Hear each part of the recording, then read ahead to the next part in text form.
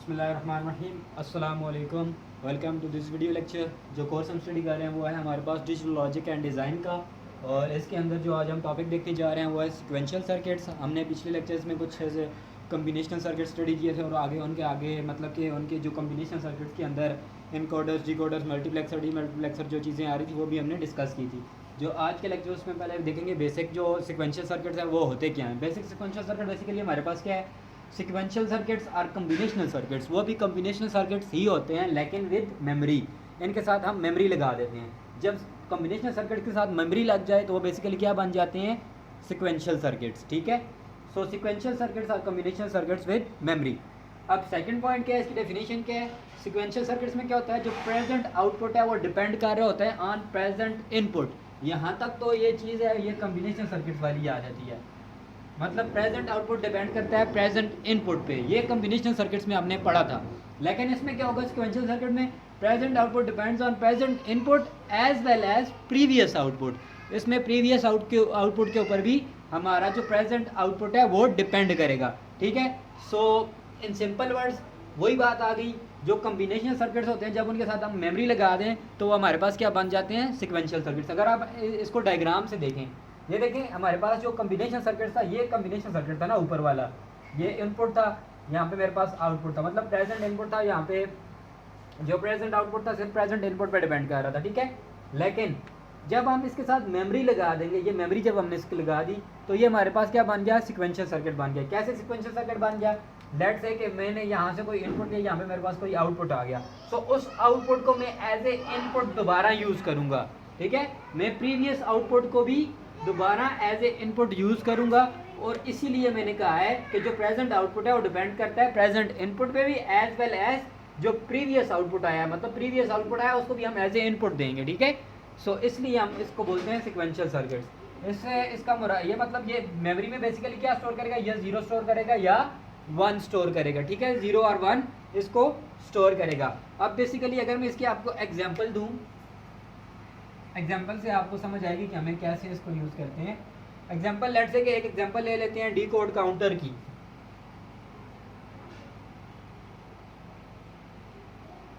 Let's say कि मैंने करवाने हैं 0 to 9 काउंट करवाना है 0 to 9। उसमें बेसिकली 0 to 9 मेरे पास कैसे आएगा, इसी तरह आएगा ना, 0 1 2 3 4 5 अप टू 9। इसमें बेसिकली क्या होगा, 0 में पहले प्लस 1 होगा, तो अब मेरे पास आउटपुट क्या हो गया, 1 हो गया ना। तो 1 फिर इस 1 में आके ऐड होगा, मतलब प्रीवियस आउटपुट मेरे पास अभी क्या है, 1 है ना। तो 1 प्लस 1 मतलब प्रेजेंट इनपुट मैंने 1 दिया, 1 प्लस 1 मेरे पास आंसर क्या आया, अब मेरे पास आंसर मतलब कि नेक्स्ट आंसर आएगा 2। सो इसी तरह मैं 2 में फिर 1 प्लस करूंगा तो 3 आएगा, मतलब नेक्स्ट आता जाएगा। नेक्स्ट कैसे आता जाएगा, मतलब हम क्या कर रहे हैं, बेसिकली हम ये कर रहे हैं कि जो हमारे पास प्रीवियस आउटपुट है उसमें हम 1 ऐड कर रहे हैं, देन नेक्स्ट हमारे पास नेक्स्ट नंबर आ रहा है, जिस तरह हम काउंटिंग में करते हैं। ठीक है, सो हम प्रीवियस आउटपुट में 1 ऐड करते हैं तो नेक्स्ट नंबर हमारे पास आ जाता है। तो आई थिंक अभी आपको इस चीज़ की समझ आई होगी कि हम जो इसमें जो प्रीवियस आउटपुट पे है वो कैसे डिपेंड कर रहा है। देखें यहाँ से इनपुट गया, लेट्स से कि 0, लेट्स से कि 1 था, यहाँ पे 1 गया, यहाँ से यहाँ पे मेरे पास 1 में 1 ऐड हुआ, यहाँ पे मेरे पास 2 आ गया। जब मेरे पास यहाँ पे आउटपुट पे 2 आ गया तो 2 को मैं एज ए इनपुट दूंगा। मेरे पास इनपुट क्या आ गया, 2, और यहाँ से एक इनपुट मैंने दे दिया 1। 2 प्लस 1 क्या होगा, 3 हो गया। अब यहाँ पे 3 आ गया आउटपुट। लेट्स से कि मैं अगर आपको अगर समझाने की कोशिश करूँ, लेट्स से कि मेरे पास यहाँ पे 1 था। ठीक है, 1 में मैंने लेट्स से कि चले 0 था, मेरे पास कुछ भी नहीं था, मैंने यहाँ पे प्रेजेंट इनपुट से मैंने क्या किया, 1 ऐड किया, इसमें 0 प्लस 1 किया तो मेरे पास यहाँ पे क्या आ गया, 1 आ गया। सो इस 1 को मैं एज ए इनपुट यहाँ पे दूंगा, 1 इनपुट दिया और 1 यहाँ पे प्रेजेंट इनपुट दिया। ये वाला 1 जो था प्रीवियस आउटपुट है, और ये वाला जब यहाँ से मैं इसे 1 दूंगा तो ये प्रेजेंट इनपुट होगा। सो 1 प्लस 1 2 हो जाएगा मेरे पास, तो यहाँ पे मेरे पास आउटपुट क्या आएगा, 2 आएगा। सो इस 2 को मैं दोबारा यहाँ पे एज ए इनपुट दूंगा, इसमें 1 प्लस करूंगा, 2 प्लस 1 करूंगा, प्रेजेंट इनपुट वाला 1, तो यहाँ पे मेरे पास 3 आ जाएगा। तो इस तरह बेसिकली ये क्या कर रहा है, डिपेंड कर रहा है प्रीवियस आउटपुट पे और उसको भी एज ए इनपुट दे रहा है। सो बेसिकली ये क्या है, हमारे पास सिक्वेंशियल सर्किट्स आ जाते हैं। सिक्वेंशियल सर्किट के अंदर हम क्या क्या चीज़ें पढ़ेंगे जी, इसके अंदर हम पढ़ेंगे जी बेसिकली फ्लिप फ्लॉप्स पढ़ेंगे, लैचेस पढ़ेंगे, लैचेस को हम देखेंगे, फ्लिप फ्लॉप्स देखेंगे। ठीक है, फ्लिप फ्लॉप्स हम देखेंगे इसके अंदर, और इसके बाद हम इसके अंदर काउंटर्स देखेंगे, काउंटर्स देखेंगे और इसके अंदर हम रजिस्टर्स को भी स्टडी करेंगे, ठीक है। सबसे पहले हम देखेंगे लैच क्या होता है। जैसे कि कॉम्बिनेशनल सर्किट्स के अंदर हमने पढ़ा था एडर्स क्या होते हैं, सबट्रैक्टर्स क्या होते हैं, उसके बाद multiplexer, D multiplexer, encoder, decoder, ये सारी चीज़ें हमने किसके अंदर देखी थी, कॉम्बिनेशनल सर्किट्स के अंदर देखी थी। अब हम ये जो सिक्वेंशियल सर्किट्स हैं उनके अंदर देखेंगे लैचेस क्या हैं, फ्लिप फ्लॉप्स क्या हैं, काउंटर्स क्या हैं एंड रजिस्टर्स क्या हैं। सो अभी हम स्टार्ट करते हैं लैच से, स्टार्ट करते हैं कि लैच हमारे पास क्या चीज़ है, ठीक है। एक लैच है जिसका नाम है एस आर लैच, ठीक है, एस आर लैच। इसको हम basically by using NOR gate अगर हम करें, यूजिंग नॉर गेट, ठीक है, नॉर गेट की मदद से इसको सॉल्व करने की कोशिश करूँ। पहले मैं आपको बता देता हूँ लैच क्या चीज़ है। लैच हमारे पास क्या है, बेसिक स्टोरेज एलिमेंट है। क्या है लैच, क्या है हमारे पास, बेसिक स्टोरेज एलिमेंट है, ठीक है। Basic storage element is called latch, ठीक है। आगे लैचेस को यूज करके हम फ्लिप फ्लॉप्स को डिजाइन करेंगे, ठीक है। सो लैच क्या है हमारे पास, बेसिक स्टोरेज एलिमेंट है, ठीक है, नथिंग एल्स। इसमें हम क्या करते हैं, बेसिकली लैच क्या करता है, 0 और 1 को स्टोर करता है। किसको करता है, 0 और 1 को स्टोर करता है, ठीक है, या होल्ड करके रखता है, ठीक है। हमने कहा था ना कॉम्बिनेशन सर्किट के साथ मेमोरी लगा रहे हैं। सो मेमोरी हम किसकी मदद से, लैचेस होंगे या वो फ्लिप फ्लॉप्स होंगे, वो जब कोई चीज़ किसी चीज़ को स्टोर करती है तो दैट इज कॉल्ड मेमोरी, ठीक है। सो हम लैच को देखते हैं जी। लैच बेसिकली हमारे पास क्या है, इसकी पहले हम डायग्राम ड्रा कर लेते हैं। डायग्राम में जैसा कि मैं इसको एस आर बोला है, S for set and R for reset. इसमें दो हमारे पास इनपुट्स होंगे, एक आर होगा और एक मेरे पास एस होगा। R for reset, S for set, ठीक है। इसको मैं लिख देता हूँ रीसेट और एस फॉर सेट। सो मेरे पास दो इनपुट्स हैं, ठीक है। Let's design it. सो मेरे पास ये आ गया।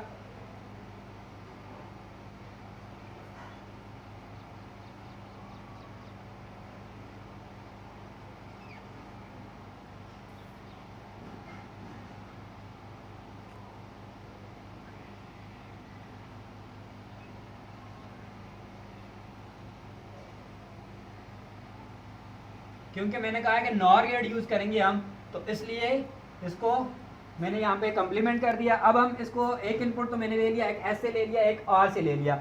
बाकी जो इनपुट हैं हम वो कैसे लेंगे, बेसिकली बाकी दो इनपुट ऐसे लेंगे, जो हमारे पास यहाँ पे आउटपुट आ रहा है उसको हम एज ए इनपुट फीड कराएंगे। क्योंकि हमने कहा था ना जो आउटपुट आ रहा है प्रीवियस आउटपुट, उसको हम एज ए इनपुट यूज करेंगे। सो बेसिकली मैं यहाँ पे क्या करूँगा, यहाँ से मैं इसको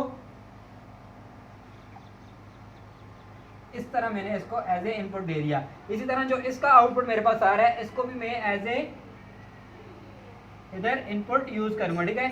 सो ये तो मेरे पास इनपुट आ गए आर एंड एस, और आउटपुट भी मेरे पास क्या होगा, एक होगा क्यू कम्प्लीमेंट्री आउटपुट होंगे मेरे पास, ठीक है। एक क्यू होगा तो दूसरा क्यू प्राइम होगा, ठीक है। क्यू कम्प्लीमेंट आप कह सकते हैं, क्यू प्राइम कह सकते हैं, ठीक है। सो ये हमारे पास कम्प्लीमेंट्री आउटपुट आ गए, सही है। सो अब मैं इसको ये G1 का नाम दे देता हूँ, इसको G2 का कुछ भी नाम दे सकते हैं, ठीक है। सो अब मैं इसको स्टार्ट करता हूँ। लेट मी मैं आपको समझाने की कोशिश करूँगा, I will try my best.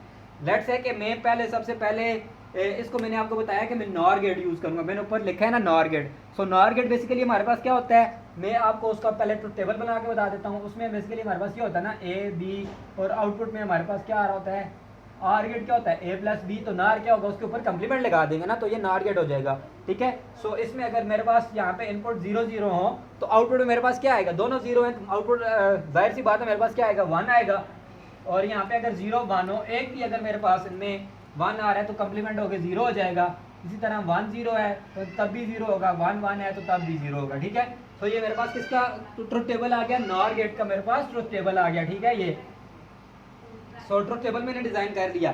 अब मैं दूंगा आर और एस को वैल्यूज दूंगा और कुछ केसेस बना के इसको चेक करूंगा। सो लेट्स स्टार्ट इट। पहले मैंने एक और चीज़ मैं आपको बता दूं, जो मेरे पास है रीसेट कब होगा, रीसेट सर्किट तब होगा जब मेरे पास क्यू की वैल्यू 0 होगी, और सेट कब होगा जब मेरे पास क्यू की वैल्यू 1 होगी। रीसेट तब होगा जब क्यू की वैल्यू 0 होगी, सेट तब होगा जब क्यू की वैल्यू मेरे पास 1 होगी, ठीक है। सो ये एक बात तो मैंने आपको बता दी। एक और चीज़ मैं आपको बताता चलूँ, जब s इज इक्वल टू 1 होगा, s इज इक्वल टू 1 होगा और q इज इक्वल टू 1 होगा, ठीक है, तो ये मेरे पास क्या होगा, सेट होगा। और जब मेरे पास r इज इक्वल टू 1 होगा और Q इज इक्वल टू 0 होगा, तो ये मेरे पास क्या होगा, रीसेट होगा। ठीक है, सो अब मैं कुछ केसेस डिजाइन करूंगा, ठीक है, उनकी मदद से आपको समझाने की कोशिश करूंगा। Let's take case 1। केस 1 में बेसिकली मैं क्या करूंगा, मैं क्या कर रहा हूं जी, बेसिकली स्टार्ट कर रहा हूं, s की वैल्यू में 0 लेता हूं और r की वैल्यू में 1 लेता हूं। s की वैल्यू मैंने यहाँ पे 0 ले ली, r की वैल्यू मैंने यहाँ पे 1 ले ली। अब मैं बताऊंगा कि एक्चुअली वर्क कैसे कर रहे हैं। s की वैल्यू 0 है, r की वैल्यू 1 है। सो जब s की वैल्यू 0 है, r की वैल्यू 1 है, यहाँ पे मैं लिख देता हूँ s is equal to 0, r is equal to 1। तो अब मुझे किसकी वैल्यू चाहिए, q is equal to question mark और q प्राइम की वैल्यू मुझे चाहिए, q prime is equal to question mark. ठीक है, इन दो की वैल्यू मैंने फाइंड करनी है। ठीक है, आउटपुट की वैल्यू फाइंड करनी है। So let's start it. So यहाँ पे मैंने s की वैल्यू 0 ली है। तो जब मैं इसको मैंने 0 दिया, इसको मैंने 0 आके इनपुट दिया, तो ये मेरे पास 0 था, तो जाहिर सी बात है इसकी वैल्यू क्या हो जाएगी, q इज इक्वल टू 1 हो जाएगा ना, क्योंकि 0 जब इनपुट आएगा तो यहाँ पे कंप्लीमेंट होकर मेरे पास 1 आ जाएगा। सो q प्राइम मेरे पास 1 आ गया। अब इसी मान को मैं ऊपर एज ए इनपुट दे रहा हूँ, इस 1 को मैं यहाँ से लेके गया, इधर 1 आ गया। सो 1 और 1 दोनों 1 1 होंगे, तो मेरे पास आउटपुट यहाँ पे क्या आएगा, 0 आएगा। ठीक है, सो इसको भी हम 0 को इधर फीड करवा के 0। ठीक है, सो मेरे पास क्या आ गया, जब मैंने इसको s को 0 दिया तो यहाँ पे जाके अगर कंप्लीमेंट हुआ तो वैल्यू मेरे पास 1 आ गई। तो इसी तरह जब मैंने इस 1 को ऊपर पास किया एज ए इनपुट और यहाँ से भी 1 आ रहा था r से भी, तो 1 और 1 दोनों 1 1 जब होंगे तो हमारे पास आउटपुट क्या आएगा, 0 आएगा ना। ठीक है, और यहाँ से जब हमारे पास 0 था और यहाँ से फिर मेरे पास क्या आ गया, कंप्लीमेंट होके 1 आ गया। ठीक है, सो q की वैल्यू मेरे पास क्या आई, यहाँ पे q प्राइम की वैल्यू मेरे पास 1 आ रही है, q प्राइम की वैल्यू मेरे पास 1 आ रही है और q की वैल्यू मेरे पास क्या आ रही है, 0 आ रही है। सो q प्राइम 1 आ रहा है, q 0 आ रहा है। अब मैंने इसको चेक करना है, आया कि मैं इनको वैल्यू को यहाँ से रेज कर देता हूँ। ठीक है, अब मैं चेक करूंगा आया कि ये इनके अंदर q की वैल्यू 0 और 1 लैच के अंदर स्टोर हुआ है कि नहीं हुआ। सो इसको मैं कैसे चेक करूंगा, इसको मैं ऐसे चेक करूंगा, इसकी वैल्यू भी 0 कर दें, इसकी वैल्यू भी 0 कर दें, दोनों की वैल्यू को मैंने क्या कर दिया, 0 कर दिया। यहाँ पे मैं राइट भी कर देता हूँ, s is equal to 0, r is equal to 0। तो अब मैं क्या करूंगा, q की वैल्यू चेक करूंगा क्या आ रही है और q प्राइम की वैल्यू मेरे पास क्या आ रही है। ये मैं बेसिकली क्यों कर रहा हूँ, मैं चेक कर रहा हूँ आया कि लैच ने अपने अंदर कोई बिट स्टोर भी करवाया है कि नहीं करवाया। ठीक है, so that's why I am doing that. ठीक है, सो अब मैं कैसे करूंगा, दोनों की वैल्यू मैंने 0 0 कर दी। ठीक है, दोनों की वैल्यू जब 0 कर दी, जब मैं इसकी वैल्यू 0 की, ठीक है, इसकी वैल्यू 0 की, तो आउटपुट जाहिर सी बात है कंप्लीमेंट होकर मेरे पास क्या आ रहा है, 1 आ रहा है। ठीक है, सो यहाँ पे 1 आ रहा था, इस मान को मैंने ऊपर पास कर दिया, ये भी वैल्यू 0 है, 0 प्लस 1। सो यहाँ से मैंने 0 लिया, कंप्लीमेंट हो गया, यहाँ पे मेरे पास 1 आ गया। सो इस 1 को जब मैंने यहाँ पे ऊपर पास किया, सो 0 और 1, अगर हम ट्रूथ टेबल में जाकर देखें 0 और 1 का हमारे पास आउटपुट क्या आ रहा है, 0 आ रहा है। सो q की वैल्यू मेरे पास क्या आ रही है, 0 आ रही है। सो इसका मतलब क्या हुआ, इसने 1 बिट अपने अंदर स्टोर कर लिया है। सो इस चीज को हम मेमोरी बोलेंगे। ठीक है, दैट इज कॉल्ड मेमोरी। ठीक है, इसको हम मेमोरी बोलते हैं, मतलब लैच ने अपने अंदर बिट स्टोर कर लिया है। ठीक है, सो अब हम नेक्स्ट केस देखते हैं, केस 2। केस 2 में हम बेसिकली क्या करेंगे, इन वैल्यूज को मैं रफ कर देता हूं। ठीक है, केस 2 में अब बेसिकली क्या होगा, केस 2 में मैं क्या करूंगा, s की वैल्यू को 1 ले रहा हूं, s की वैल्यू को 1 ले लिया मैंने, और r की वैल्यू को मैंने क्या कर लिया, 0 ले लिया। r की वैल्यू को 0 ले लिया। अब मैं फाइंड करूंगा q और q प्राइम की वैल्यू फाइंड करूंगा। ठीक है, सो s की वैल्यू मैंने क्या ले ली, 1, r की वैल्यू मैंने ले ली 0। ठीक है, अब इसको ट्राई करते हैं। जब s की वैल्यू मेरे पास 1 आ गई है, तो यहाँ पे कंप्लीमेंट हुआ, तो क्योंकि जब कंप्लीमेंट होगा तो 0 1 होगा तो 0 हो जाएगा, 0 होगा तो 1 हो जाएगा। ठीक है, तो 0 हो गया, 1 था, 0 हो गया, कंप्लीमेंट हो गए। अब मैं 0 को अगर ऊपर पास करूँ, ठीक है, तो 0 को ऊपर पास कर दिया, 0 0 दोनों इनपुट जा रहे थे, तो जब 0 प्लस 0 होगा, 0 प्लस 0 अगर इसको कंप्लीमेंट लेंगे तो हमारे पास 1 आएगा। So that's why here comes 1। सो हमारे पास यहाँ पे q प्राइम 0 आ गया और q मेरे पास 1 आ गया, q 1 आ गया और ये मेरे पास 0 आ गया। नाउ लेट्स चेक इट कि मेमोरी में स्टोर हुआ भी कि नहीं हुआ। सो मैं इनको रफ कर देता हूँ। ठीक है, अब इन दोनों को 0 0 करके देखते हैं। ठीक है, अब दोनों को अगर हम 0 0 करके देखें तो 0 है, इसको देखें, अगर 0 है तो यहाँ पे क्या हो जाएगा, 1 हो जाएगा ना। जब 0 है यहाँ पे मेरे पास क्या आएगा, इसका कंप्लीमेंट लूंगा तो मेरे पास क्या आ जाएगा, 1 आ जाएगा। और जब इसको नीचे अगर हम पास करें 1 और यहाँ से 0 आ रहा है, 1 और 0 हमारे पास क्या हो जाएगा, 1 और 0, 1 और 0 हमारे पास क्या आता है, 0 आता है ना। सो यहाँ पे क्या आ जाएगा, 0 आ जाएगा और यहाँ पे क्या आ जाएगा, 1 आ जाएगा। सो इसका मतलब ये है कि इसने उसके अंदर अपने अंदर मेमोरी के अंदर वो चीज़ स्टोर करवा ली है। सो ये केस आप यहाँ पे भी लिखेंगे, s is equal to 0, r is equal to 0 and q is equal to, q हमारे पास क्या आ जाएगा, अभी 1 आ जाएगा और q प्राइम हमारे पास क्या आ जाएगा, 0 आ जाएगा। ठीक है। सो अब ये दो केसेस हमने कर लिए। अब हम तीसरा केस देखते हैं। तीसरे केस में बेसिकली हम क्या करेंगे, तीसरा केस ये है कि जब हम s भी 1 लें, r भी 1 लें, दोनों 1 1 लें, 1 1, अब दोनों 1 है तो अब हम इसको क्या करेंगे, अगर हम इन दोनों को 1 ले रहे हैं, इसको 1 लिया तो कंप्लीमेंट लिया तो मेरे पास यहाँ पे 0 आ गया। ठीक है, 0 को जब ऊपर पास किया, यहाँ पे भी 1 है, यहाँ पे भी 0 है। इसको जरा मैं आपको जरा बेटर तरीके से समझाने की कोशिश करूंगा। ठीक है, सो जब हमने इन दोनों की वैल्यूज को 1 ले लिया तो सिंपल सी बात, अगर हम ट्रुथ टेबल पे जाएं, देखें यहाँ पे अगर दोनों की वैल्यू जब हमारे पास 1 1 है तो आउटपुट हमारे पास क्या होगा, 0 होगा। तो देखें यहाँ पे भी 1 है, यहाँ पे भी 1 है। सो इसका मतलब क्या हुआ, इसका मतलब ये हुआ क्यू भी हमारे पास 0 आ रहा है, क्यू प्राइम भी हमारे पास 0 आ रहा है। जबकि ये चीज़ गलत है। गलत कैसे है, क्योंकि ये कम्प्लीमेंट्री आउटपुट से एक को 0 होना चाहिए, दूसरे को 1 होना चाहिए। मतलब केस ये हो गया, केस 3 में ये सीन हो गया कि s इज इक्वल टू 1 है, r इज इक्वल टू 1 है। सो q हमारे पास 0 आ रहा है एंड q प्राइम भी हमारे पास 0 आ रहा है। हालांकि ऐसा होना नहीं चाहिए। क्यों नहीं होना चाहिए, क्योंकि जब हम इन दोनों को लेंगे तो दोनों की वैल्यू 0 0 आ रही हैं। सो ये कम्प्लीमेंट्री आउटपुट हमारे पास नहीं आ रहे। सो हम इस कंडीशन को यूज़ नहीं करेंगे, नॉट यूज्ड, इसको हम नहीं है, क्योंकि ये कौन सी कंडीशन आ रही है, कंट्राडिक्टरी कंडीशन आ रही है, कंट्राडिक्टरी कंडीशंस आ रही है मेरे पास। ठीक है, सो इसको हम यूज़ नहीं करेंगे। ठीक है, सो इसके लिए मैं आपको ट्रुथ टेबल बना देता हूँ। ये जो हमारे पास पूरा बना है सारा, इसका ट्रुथ टेबल डिज़ाइन कर लेते हैं। ट्रुथ टेबल कैसे बनेगा इसका, एक s था मेरे पास, एक मेरे पास r था। ठीक है, s और r, दूसरा मेरे पास q था और दूसरा q प्राइम था मेरे पास। ठीक है, सो 0 0 जब मेरे पास होगा तो मेरे पास क्या आएगा, 0 0 होंगे दोनों जब, तो ये मेरे पास कौन से आएगा, प्रीवियस, ये मेरे पास प्रीवियस स्टेट आ जाएगी या मेमोरी कह सकते हैं। ठीक है, इसको प्रीवियस स्टेट और मेमोरी आ जाएगी, क्योंकि ये यूज़ नहीं हो रहा उसके अंदर। सो पहला केस हमारे पास क्या था, s इज इक्वल टू 0 और r इज इक्वल टू 1। जब 0 1 होगा हमारे पास तो यहाँ पे क्या आएगा, 0, q 0 आएगा और ये मेरे पास क्या आ जाएगा, 1 आ जाएगा। और जब मैंने दूसरा केस लिया s 1 लिया, r 0 लिया, तो तब भी मेरे पास क्या आ रहा था, q की वैल्यू क्या आ रही थी, 1 और q प्राइम क्या आ रहा था, 0। और जब 1 1 लिया था हमने, ये कॉन्ट्राडिक्टरी केस आ रहा था, तो हमने कहा था इसको हम क्या करेंगे, यूज़ नहीं करेंगे, नॉट यूज। सो बेसिकली जब q की वैल्यू हमारे पास 0 आ रही हो, तो मैंने आपको स्टार्ट के अंदर बताया था, तो ये क्या होगा, हमारे पास रीसेट होगा। और जब q की वैल्यू हमारे पास यहाँ